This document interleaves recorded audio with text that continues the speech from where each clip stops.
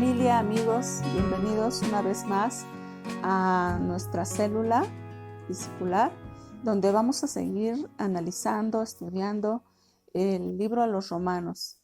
Recordemos que pues vamos en el capítulo 8 y estamos estudiando todo lo que implica vivir en el Espíritu. Así es que te recomiendo que vayamos por nuestra Biblia, saca tu Biblia, para hacer un comentario en el versículo 26, que es donde nos quedamos la semana pasada. Pero antes de continuar, vamos a orar. Acompáñame. Papito precioso, muchas gracias por darnos la oportunidad de tener este tiempo de aprender más de ti. Te pedimos, Señor, que nos des dirección para enseñar tu palabra con objetividad, con verdad, con claridad. Y también, Señor, que podamos ser entendidos, comprender lo que tú tienes para nosotros en este tema. Nos ponemos en tus manos y nos sentimos muy agradecidos y muy afortunados de ser tus hijos. En tus manos estamos, Señor, y gracias te damos por ello. En el nombre precioso de nuestro Señor Cristo Jesús. Amén. Amén. Ok, la semana pasada veíamos en el versículo 26, vamos a leerlo. Dice, y de igual manera el Espíritu nos ayuda en nuestra debilidad, pues ¿qué hemos de pedir como conviene? No lo sabemos, pero el Espíritu mismo intercede por nosotros con gemidos indecibles. Y dice aquí, el Espíritu nos ayuda en nuestra debilidad. ¿Sabes por qué el apóstol Pablo y en sí Dios mismo nos recuerda que el Espíritu Santo nos ayuda en nuestra debilidad? Porque la realidad es que somos débiles. Somos muy débiles y muchas veces se nos olvida. Hoy en día, en las películas de acción, podemos ver al ser humano muy, muy superpoderoso, muy superdotado, muy fuerte, muy resistente. Pero la realidad es que somos tremendamente vulnerables. Y si se trata de nuestro sistema emocional o del tema del pecado, somos demasiado débiles. Nos tropezamos con mucha facilidad, fallamos con mucha facilidad. Y aquí el apóstol Pablo dice que el Espíritu nos ayuda en nuestras debilidades. Pero sabes una cosa, es muy importante saber, al escuchar que el Espíritu Santo nos ayuda en nuestra debilidad, no significa que el Espíritu Santo va a venir a hacerlo todo por nosotros. No, claro que no. Significa que nosotros, al caminar con Cristo, tenemos que esforzarnos, tenemos que ser valientes, obedientes. Y el Espíritu Santo nos ayuda recordándonos que no estamos solos, que no peleamos solos, que en medio de nuestras batallas Él está con nosotros, exhortándonos y animándonos a vencer, a crecer. Y también veíamos que también nos enseña a orar, porque aquí veíamos en el mismo versículo que también el Espíritu nos ayuda a orar como conviene, porque no sabemos pedir como conviene. Y eso nos puede generar también ciertas preguntas, porque pues muchos de nosotros en medio de nuestras oraciones pues pedimos el favor de Dios. Pero cuando habla de que no oramos como conviene, es que no siempre pedimos conforme a los propósitos de Dios.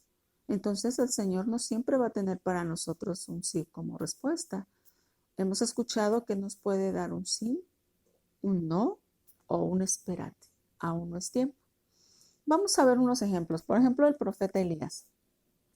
El profeta Elías en Primera de Reyes, en el capítulo 19, vemos la historia donde Elías llega a un punto donde tiene una crisis emocional.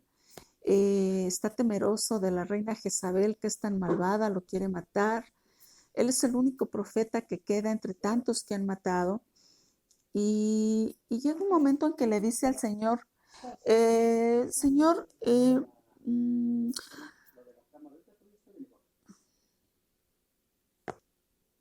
le dice, Señor, quítame la vida. Le dice, quítame la vida. Y esa oración pues es un poco absurda porque vemos a un Elías en la historia, en toda la historia bíblica, solamente hay dos personajes que no murieron. O sea que su cuerpo no vio corrupción. Fueron llevados al cielo por Dios. Y uno de ellos es Enoc y el otro es Elías. Y entonces aquí vemos una contrariedad. Elías pide que Dios le quitara la vida y de hecho Elías nunca murió. El Señor se lo llevó así, en vida. Por ejemplo, vemos otro caso de Jonás. Jonás tiene un llamado de parte de Dios. El Señor lo manda a predicar a Nínive y él no quiere ir. Y él se va por otro lado, lo traga una ballena, después la ballena lo vomita. Supongo que a lo mejor conoces esa historia. Pero llega un momento en el que Jonás está en crisis, está enojado y le dice a Dios, mejor quítame la vida. No estaba pidiendo Jonás como conviene. Jonás tenía un propósito y ese propósito se iba a cumplir en la vida de Jonás. Pero Jonás estaba en una situación crítica, en una crisis emocional donde está pidiendo algo que no es correcto y que no tenía nada que ver con los propósitos de Dios. También tenemos el caso de Pablo, el tremendo apóstol Pablo. Muchos de nosotros conocemos que él tenía una debilidad en su carne, a la cual le llamó aguijón. Y le pide al Señor, quítame este aguijón. No tenemos en claro cuál era esa debilidad, cuál era o qué representaba ese aguijón. Pero el Señor le dice, no le quitó el aguijón. Y le dice, bástate mi gracia, porque mi poder se perfecciona en la debilidad. Y ahí vemos nuevamente que no siempre el Señor nos da un sí como respuesta. No siempre pedimos lo que conforme a los propósitos de Dios debieran ser. Y es por ello que aquí vimos la semana pasada que el Espíritu nos ayuda en nuestras debilidades, porque pues incluso nos ayuda para poder pedir como conviene, porque nosotros no sabemos muchas veces qué es lo mejor, pero el Espíritu Santo sí sabe qué es lo mejor y conoce perfectamente los propósitos de Dios y entonces Él nos ayuda a pedir como conviene, Él nos ayuda en medio de nuestras debilidades. Y luego veíamos en el 27, versículo 27, mas el que escudriña los corazones sabe cuál es la intención del Espíritu, porque conforme a la voluntad de Dios intercede por nosotros. ¿Te das cuenta? Es prácticamente imposible para los hijos de Dios, los verdaderos creyentes, vivir una vida cristiana sin la dependencia del Espíritu Santo. El verdadero creyente no puede caminar sin la ayuda del Espíritu Santo, sin depender de Dios. Le necesitamos en todo tiempo, en todo momento, en toda circunstancia. Es muy importante que tú puedas llevarte esta enseñanza en tu corazón. El verdadero creyente depende de Dios en todos los sentidos. No podemos caminar sin esa dependencia. Hasta aquí lo que hemos venido viendo en el capítulo 8. A resumidas cuentas hemos visto lo siguiente. Fíjate todo en lo que el Espíritu Santo de Dios nos ayuda. Versículo 2. Nos ha librado de la ley del pecado y de la muerte. Versículo 4 y 5. Nos ayuda a caminar en el Espíritu y no en la carne. Versículo 6. Produce en nosotros vida y paz. Versículo 11. El Espíritu Santo estará totalmente involucrado en nuestra futura resurrección. El Espíritu Santo tendrá un papel tremendo en el día de la resurrección de los muertos.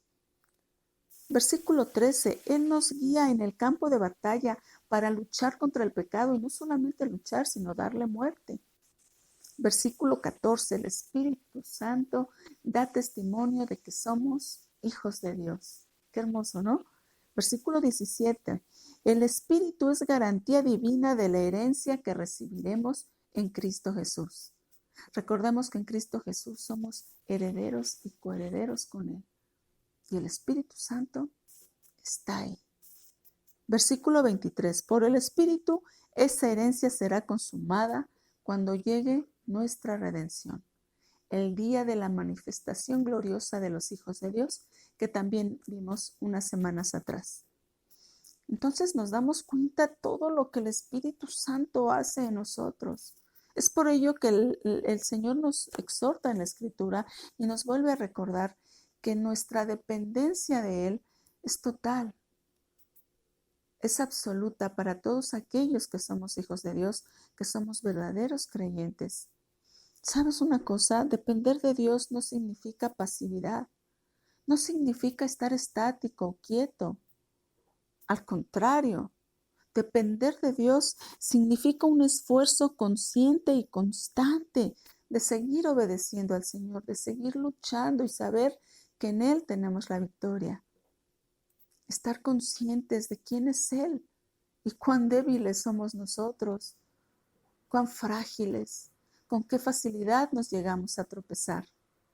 Este es el tema de este miércoles de célula y te invitamos nuevamente a que tú no dejes de depender del Señor. Estemos conscientes que somos débiles, pero que el Espíritu Santo nos ayuda, de que no podemos solos, de que no podemos caminar sin Él. No debemos. Él está con nosotros y en nosotros. Y esperamos en Él esa gloriosa manifestación de los hijos de Dios. Nos vemos la próxima semana para continuar con la porción del versículo 28, donde también es precioso y nos habla de que somos más que vencedores. Y claro que somos más que vencedores si el Espíritu Santo está con nosotros. Dios te bendiga grandemente. Nos vemos. Hasta la próxima.